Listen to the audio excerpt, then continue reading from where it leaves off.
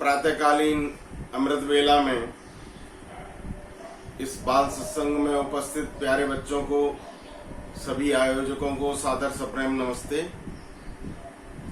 तो जैसा अभी बता रहे थे कि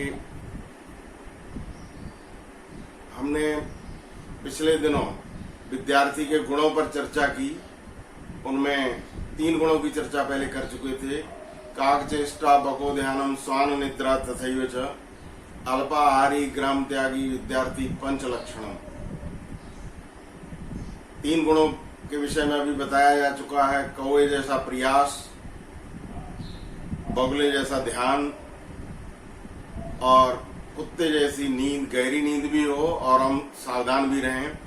तो ये 3 गुण विद्यार्थी में पिछले दिनों बताए जा चुके हैं।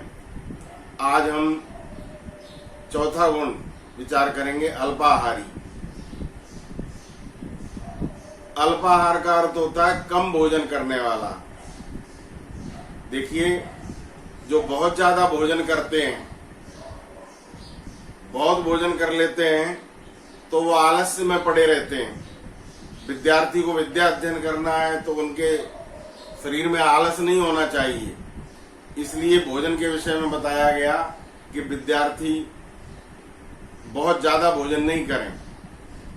इस संबंध में आपके लिए एक रोचक कहानी सुनाते हैं, सभी विद्यार्थियों को अच्छी लगेगी।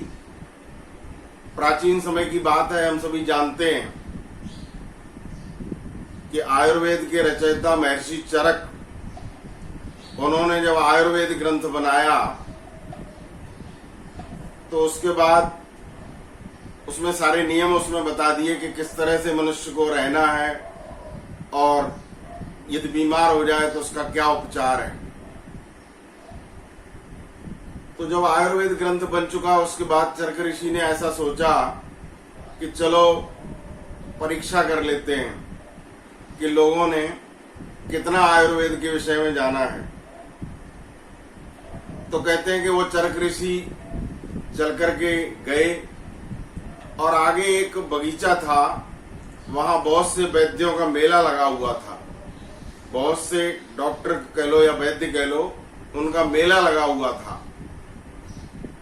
तो ये जो चरक ऋषि थे, ये वहां पर एक पेड़ के ऊपर बैठ गए पक्षी बन करके। कहानी है समझाने के लिए। पक्षी बन करके एक पेड़ के ऊपर बैठ गए और वहां से उन्होंने आवाज लगाई, कोर रुक, कोर रुक, कोर रुक, कोर रुक। इस तरह से 3-4 बार उन्होंने आवाज लगाई। तो पहली जब आवाज लगाई उन्होंने कोर रुक, इसका अर्थ होता है कौन रोगी नहीं होता, कौन बीमार नहीं होता। तो उधर से एक वैद्य ने आवाज लगाई, उत्तर दिया, जो च्यवनप्राश खाता है। फिर चरक ऋषि जो पक्षी बने हुए बैठे हुए थे, उन्होंने दोबारा पूछा, कोर रुक, कौन बीमार नहीं होता। उधर से दूसरे वैद्य ने कहा, उत्तर दिया, जो भंग भस्म खाए। फिर उन्होंने पूछा, कोर रुक, कौन बीमार नहीं होता। उधर से उत्तर आया, जो चंद प्रभावटी खाए। फिर इन्होंने पूछा, कोर रुक, कौन बीमार नहीं होता। चौथे वैद्य ने कहा, जो लवण भास्कर चूर्ण खाता हो। इतना ही 4 उत्तर सुनकर के चरक ऋषि जो थे, उन्होंने अपना माथा पटका और बहुत दुखी हुए, निराश हुए। बोले, हमारा आयुर्वेद ग्रंथ बनाना बिल्कुल बेकार हो गया, क्योंकि लोग अपने पेट को यदि मेडिकल स्टोर बना लेंगे तो फिर क्या लाभ हुआ आयुर्वेद ग्रंथ बनाने का। लोगों ने कुछ भी नहीं सीखा, बहुत निराश हुए। दुखी होकर के वो जाकर के एक सूखे पेड़ पर बैठ गए। उस समय एक दूसरे महर्षि थे, महर्षि बाघभट्ट। ये भी आयुर्वेद के बहुत बड़े विद्वान हुए हैं। वो उधर से स्नान करके आ रहे थे, महर्षि बाघभट्ट। तो चरक ऋषि ने, जो कि सूखे पेड़ पर पक्षी बन करके बैठे हुए थे, फिर वही प्रश्न पूछा, कोर रुक, कोर रुक, कोर रुक। तो महर्षि बाघभट्ट ने उत्तर दिया, हितभुक, ऋतभुक, मितभुक। इसका तात्पर्य ये है कि जो हितकारी, पहला उन्होंने बताया जो हितकारी भोजन करता हो, हितभुक ऋतभुक मितभुक।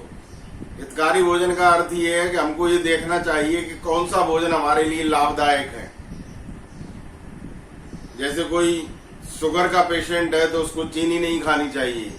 इसी तरह से नमक मिर्च मसाले किसी को भी फायदा नहीं करते, किसी को भी लाभ नहीं पहुंचाते। तो उन्होंने बताया कि जो हितकारी भोजन करता है वो बीमार नहीं होता। ये जो उत्तर दिया गया उनके द्वारा, इससे महर्षि चरक संतुष्ट हुए। तो पहला उन्होंने उत्तर दिया था जो हितभुक, हितभुक का अर्थ है जो हितकारी भोजन करता हो, ये सोच समझ करके भोजन करता हो कि ये जो भोजन है हमको लाभ पहुंचाएगा, मांस मदिरा आदि का सेवन नहीं करता हो। तो दूसरा उन्होंने उत्तर दिया ऋतभुक। ऋत कहते हैं सत्य को, सत्य के भी जो मूल में होता है उसको ऋत कहा जाता है। ऋतभुक का अर्थ है जो मेहनत करके खाए, ऐसा नहीं चोरी करके ले आए। अब आप चोरी करके ले करके आएगा और उसको खा रहे हो तो आपका मन तो पहले ही बीमार हो गया। मन बीमार हुआ तो उसका असर शरीर पर आएगा। जैसा खावे अन्न वैसा हो जाए मन। यदि आप चोरी का अन्न खाओगे तो चोरी करना भी सीखोगे और शरीर बीमार रहेगा। तो दूसरा उन्होंने उत्तर दिया ऋतभुक। ऋतभुक का अर्थ है कि हम मेहनत करके खाएं, शारीरिक मेहनत करें, मानसिक मेहनत करें और ईमानदारी से जो कमा करके लाते हैं वो भोजन यदि हम करेंगे तो निरोगी रहेंगे। और तीसरा उत्तर दिया हितभुक ऋतभुक मितभुक। मितभुक का अर्थ होता है कम भोजन करने वाला, आवश्यकता से अधिक भोजन करने वाला। खूब भोजन कर लिया, अब खाट पे लेट गए, पड़े हैं, करवटें बदल रहे हैं। ऐसा विद्यार्थी अध्ययन नहीं कर सकता और वो बीमार भी हो जाएगा। शरीर में आलस्य छाया रहेगा। आप रात को देर तक पढ़ना चाहते हैं और यदि आपने अधिक भोजन कर लिया है तो आप पढ़ ही नहीं सकते, बैठ भी नहीं पाओगे। दिन में आप पढ़ना चाहते हैं, दोपहर में भोजन खूब कर लिया है तो दोपहर को भी आपको नींद आएगी, दोपहर में भी आप पढ़ नहीं सकते और सुबह जल्दी भी नहीं उठ पाओगे। तो कम भोजन करना इसलिए विद्यार्थी के लिए बताया गया। इसलिए चाणक्य नीति में कहा गया है काग चेष्टा भगो ध्यानम स्वान निद्रा तथैव च अल्पाहारी ग्रहम त्यागी विद्यार्थी पंच लक्षणम। तो चौथा लक्षण जो विद्यार्थी के लिए बताया गया है, विद्यार्थी कम भोजन करने वाला हो। इतना कम भी नहीं करे कि उसको भूखा रह जाए, लेकिन इतना ज्यादा भी नहीं करे कि उसको परेशानी हो जाए और वो जो है पढ़ाई भी नहीं कर सके, आलस्य छाया रहे, तमोगुण आ जाए और नींद अधिक आती रहे। इसलिए महर्षि चरक को जो भागवत ऋषि ने उत्तर दिया था वो भी यहाँ पर आप सभी के लिए शिक्षाप्रद है। उन्होंने 3 बातें बताई थी। शरीर को बीमारी से बचाने के लिए, निरोगी रहने के लिए विद्यार्थी विद्या अध्ययन करते हैं तो निरोगी रहना भी आवश्यक है। यदि आप पढ़ते पढ़ते बीमार हो गए, परीक्षा के दिनों में बीमार हो गए तो आपकी साल भर की मेहनत भी बेकार चली जाएगी। इसलिए चरक ऋषि की बात भी माननी है।